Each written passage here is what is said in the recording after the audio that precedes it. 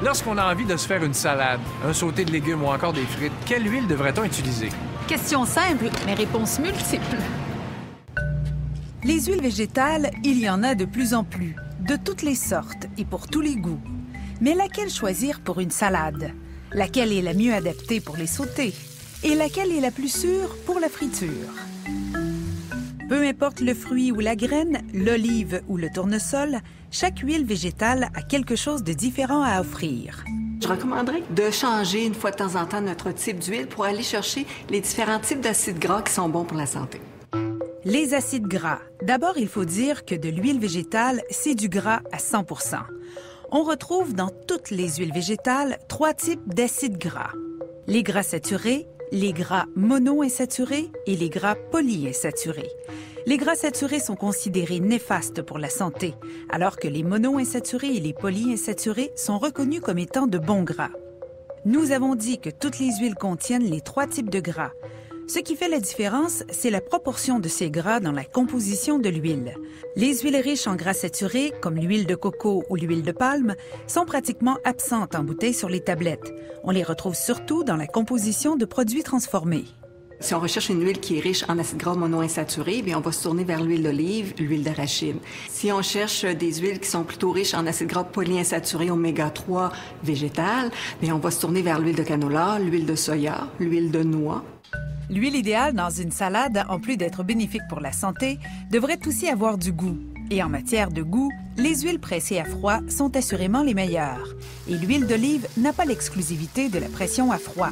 La maison Orphée de Québec produit en première pression à froid des huiles de tournesol, de canola et de lin. La graine descend tranquillement, sans addition de chaleur, donc on ne chauffe pas la graine au départ. Elle descend dans la presse et là, il y a une vis sans fin. C'est le principe d'un hachoir à viande, finalement. Il y a une vis sans fin qui tourne et qui amène la graine. Autour de la vis sans fin, il y a une petite cage avec des minuscules trous et l'huile s'écoule par ces trous-là. Une fois que la pression est faite, on filtre. Alors, c'est un filtre avec des plaques. Puis nous, avec un repère visuel, on est capable de voir au moment où l'huile est claire, on la transfère dans d'immenses fûts.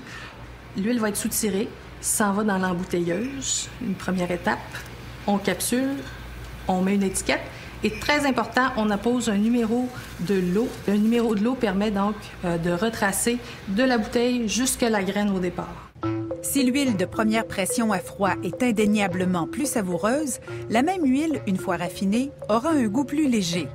Mais elle ne perd pas pour autant les bons gras qu'elle contient.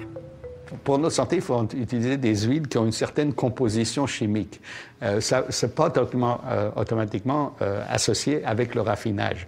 Par exemple, dans l'huile d'olive, il peut y avoir, c'est la même huile, mais quand elle est raffinée, il y a beaucoup moins de particules qui sont dedans. Alors donc, on a la preuve ici. Là. Ça, c'est une huile d'olive qui est raffinée, voilà. Donc qui est très, très claire.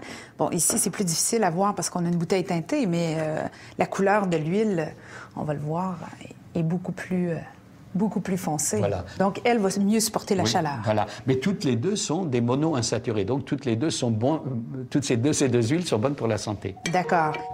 Les huiles vierges pressées à froid n'ont subi aucun traitement. Elles demeurent chargées de tous les éléments organiques qui leur donnent leur goût et leur couleur prononcée.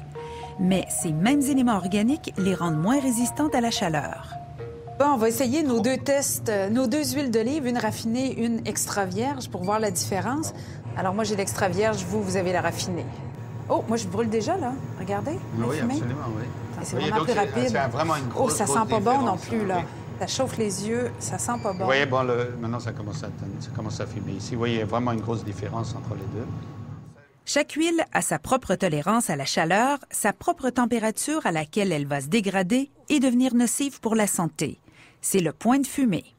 Alors, il y a des facteurs généraux, qu'on peut dire, qui peuvent être utilisés pour déterminer quel est le point de fumée. Alors, en général, les fritures se font aux alentours de 190 degrés Celsius.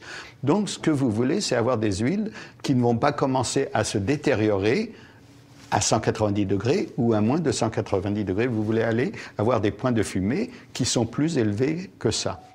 La plupart des huiles de consommation courante que l'on retrouve en supermarché sont des huiles raffinées qui ont un point de fumée assez élevé pour permettre la friture sans problème. Par contre, plus une huile est foncée, moins elle tolère la chaleur. Les huiles d'olive extra vierges et les huiles de sésame, par exemple, ont un point de fumée très bas. En général, essayez de cuisiner pour la friture avec des huiles qui sont le plus raffinées possible dans leur classe. Le point de fumée va dépendre bien sûr de l'huile, mais surtout si elle a été déjà utilisée. Si je veux réutiliser mon huile, est-ce que je dois d'abord la filtrer? Ça, c'est toujours une bonne idée. Parce que qu'est-ce qui se passe? C'est que quand une huile chauffe, il y a des petites particules qui vont se former. Et ces petites particules, en fin de compte, c'est des points déclencheurs pour le point de fumée. Donc, plus une huile a été utilisée, plus vous allez avoir des particules, aussi des particules de nourriture, de vos frites, etc. Et ça abaisse le point de fumée. Donc, vous pouvez l'utiliser, mais c'est une bonne idée de le filtrer. En moyenne, une huile de friture bien filtrée peut être réutilisée 2 ou 3 fois. En résumé, les huiles non raffinées pressées à froid sont idéales pour les salades. Ces huiles très goûteuses sont généralement plus chères.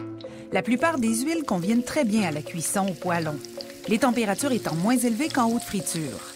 Les huiles foncées, comme l'huile de noix ou de sésame, devraient être ajoutées pour parfumer en fin de cuisson seulement.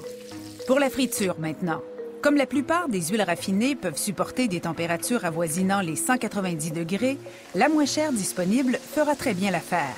Et rappelez-vous, peu importe l'huile et ses vertus santé, de l'huile, c'est du gras. Et en matière de gras comme ailleurs, la modération a bien meilleur goût. Bon, comme j'aimerais ça réutiliser mes chaudrons, je vais arrêter mon expérience ici, moi.